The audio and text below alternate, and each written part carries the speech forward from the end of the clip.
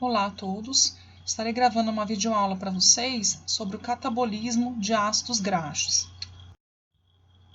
Bom, só para a gente retornar aqui a respeito dos 3 estágios da respiração, como nós vimos, a primeira etapa consiste aqui na oxidação de macromoléculas, envolvendo aqui a glicose, que nós já vimos, passando pela glicólise, a conversão de piruvato, a acetilcoenzima A, e hoje nós falaremos aqui da oxidação dos ácidos graxos para serem convertidos em acetilcoenzima A. Na segunda etapa, como nós já vimos, que é o ciclo do ácido cítrico, ou ciclo de Krebs, a acetilcoenzima A entra nesse ciclo, originando então vários compostos aí, combinando com a liberação de CO2 e carreadores de elétrons aqui na forma reduzida, para então ir para a terceira etapa, que nós veremos mais adiante.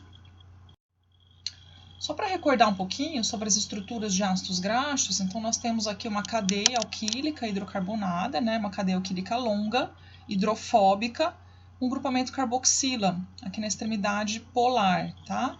Podendo essa cadeia conter insaturações. Lembrando que quanto mais insaturado, mais baixo o ponto de fusão, por isso que eles estão na forma líquida. Então, ácidos graxos saturados e insaturados, quando se tem aí uma dupla ligação. Aqui recordando, como que é a questão da nomenclatura, no caso aqui 18,1, onde nós temos aqui o delta 9, significa aqui onde tem a insaturação, posição cis, configuração cis. Aqui é o 1, onde está aqui o ácido carboxílico, 18, porque são 18 carbonos. Aqui a estrutura do ômega 3, lembrando que a nomenclatura pode começar de trás para frente, só que só revisando esses aspectos de nomenclatura. Outro lipídio muito importante, nós vamos falar bastante, é o triacilglicerol, que nada mais é do que uma molécula de glicerol aqui representada, esterificada com 3 unidades de ácidos graxos aqui. Quando acontece a liberação, quando acontece a degradação desse triacilglicerol, acontece o quê? A liberação de ácidos graxos e glicerol novamente, tá? Quando acontece um processo aí de quebra do triacilglicerol. E aqui novamente vou falar da coenzima A, nossa amiga aí, essa estrutura longa, então toda de fosfato de 3-fosfoadenosina, ácido pantotênico, lembrando aqui dessa unidade mercapto, tá? SH, que é o grupo tiol reativo, que vai conferir toda a reatividade da coenzima A. Então aqui no catabolismo de ácidos graxos, a coenzima A ela é extremamente importante. Vamos começar um pouquinho falando como é que acontece o processamento de lipídios da nossa dieta. Primeira coisa, por que é muito mais difícil a gente digerir lipídios do que digerir, por exemplo, carboidrato? Pensando na estrutura química, a estrutura dos açúcares, elas são muito mais hidrofílicas, ou seja, elas são solúveis em água. Então é muito mais fácil a digestão, é muito mais fácil o metabolismo, ele acontece mais rapidamente. Já nos lipídios, como eles têm uma estrutura muito hidrofóbica devido à cadeia alquílica longa de hidrocarbonetos, eles passam há uma dificuldade muito grande, porque eles não conseguem transitar pela corrente sanguínea, eles não são solúveis no sangue. E aí vai fazer parte disso o que nós chamamos de lipoproteínas, que são proteínas que vão se ligar nesses lipídios para poderem transportá-las ao longo da corrente circulatória. Então, vamos entender como é que acontece. Vamos imaginar aqui gorduras ingeridas na dieta, pegando lá um churrasco gordo, muita gordura, Onde que começa a primeira etapa? O grande papel aqui acontece dos sais biliares, que vêm lá da vesícula biliar, tá? Eles são provenientes do colesterol, então eles vão funcionar como uma espécie de detergente. Eles vão emulsificar as gorduras da dieta no intestino delgado e vão formar uma espécie de micelas, tá? Isso vai facilitar a ação das lipases intestinais que são hidrossolúveis. Então, elas vão degradar os triacilgliceróis, que são os componentes majoritários aí da dieta, liberando ácidos graxos e glicerol. Esses ácidos graxos são, então, absorvidos aí pela mucosa intestinal e lá, depois que eles são absorvidos, eles vão ser novamente reconvertidos em triacilgliceróis. E aí, para poder transitar na corrente circulatória, eles vão se incorporar em quilomicrons, que são lipoproteínas, tá? Que vão incorporar esses triacilgliceróis que foram novamente formados lá a nível da mucosa intestinal. Uma lipoproteína ela tem uma parte externa de proteína, uma parte interna contendo contendo lipídios. E a partir daí, esses quilomicrons vão migrar para o sistema linfático, então pela corrente sanguínea, até chegarem nos tecidos. Existe aqui uma enzima nos capilares chamada lipase lipoproteica. E aqui na superfície da lipoproteína, a gente tem uma proteína chamada que é a ApoC2. Então, ela vai acabar ativando essa lipase lipoproteica, fazer o quê? A degradar esses triacilgliceróis em ácidos graxos e glicerol. E aí, então, esses ácidos graxos conseguem passar para células, ou seja, células musculares, por exemplo, onde vão sofrer processo de oxidação para a produção de energia, ou se for para o adipócito, eles vão ser armazenados em gotículas lipídicas e vão ser reesterificados novamente e ali ficando armazenados lá no tecido adiposo. Então, é dessa forma que acontece, então, esse processamento dos lipídios da nossa dieta. Então, aqui deixo para vocês várias etapas, não vou repetir tudo que eu falei para ficar ali marcado para vocês. E aqui mostrando qual que é a estrutura de um quilomicron. Então, nós temos aqui na face externa, que nós chamamos de apolipoproteínas, que são descarregadas de lipídios, então a proteína C2, C3, B48. Na parte mais externa, nós temos lipídios que são mais polares, por exemplo, aqui colesterol, fosfolipídios, e na parte mais interna, os ésteres de colesterol e triacilgliceróis, que são quanto mais hidrofóbico, mais interno ele fica. Bom, esses quilomicros, então, que foram degradados, perderam seus triacilgliceróis, depois que eles perderam, né, sofreram a ação da lipase lipoproteica, eles acabam voltando para onde? Vão voltar lá para o fígado. Então, eles são desprovidos da maioria dos triacilgliceróis, mas eles ainda têm colesterol e apolipoproteínas. Então, eles retornam para o fígado. Lá no fígado eles vão poder ser oxidados para fornecer energia, através da beta-oxidação, que é o tema da aula de hoje, e ainda vão ser precursores para a síntese de corpos cetônicos, que são os derivados que a gente vai falar mais para frente, também utilizados aí como fonte energética. Uma outra questão importante, no momento que esses triacilgliceróis eles estão armazenados lá nos adipócitos, nas gotículas lipídicas, o que vai fazer esses triacilgliceróis saírem lá desses adipócitos para serem utilizados como fonte de energia? Tá?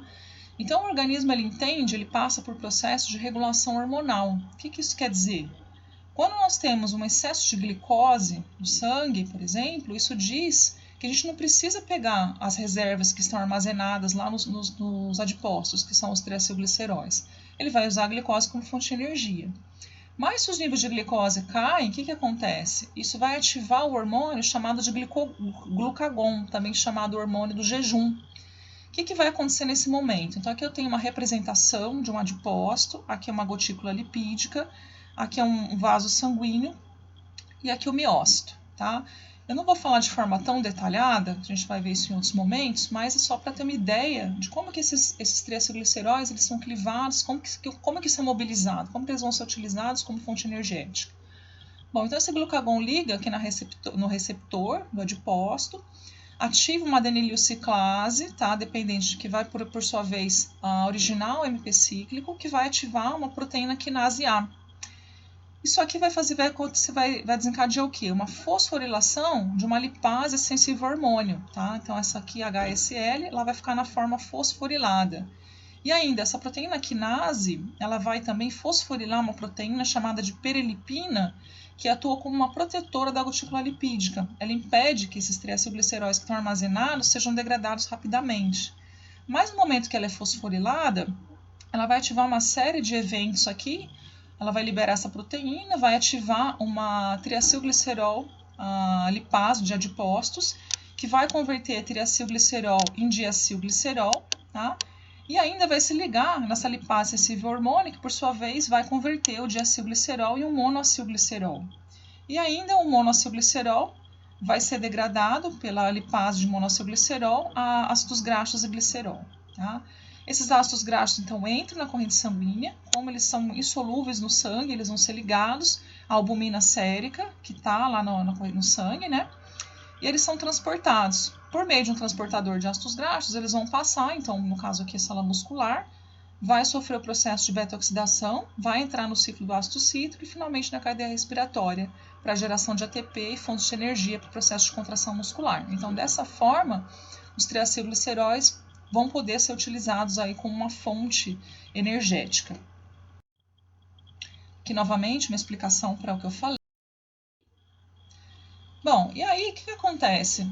Uma vez que esses ácidos graxos entraram lá no miócito, né, o que vai acontecer? Eles vão precisar ser oxidados para geração de energia. Mas tem um porém aí, tá? Que a gente precisa entender. Ácidos graxos com 14 carbonos ou mais, eles têm muita dificuldade para passar através das membranas mitocondriais, tá? Porque eles vão ser oxidados lá na mitocôndria. Como é que eles vão entrar na mitocôndria? Então, vai ser necessário um carreador, tá? Uma espécie de transportador, que nós chamamos de carnitina. E aí vão ser necessárias reações enzimáticas do ciclo da carnitina, para poder passar esses ácidos graxos para o interior da mitocôndria. Então, vai ser necessário várias reações que são catalisadas por acetil-CoA sintetases. Basicamente, o que acontece é a conversão de um ácido graxo em acetil-CoA graxo. Então, nós vamos entender como que esse processo acontece.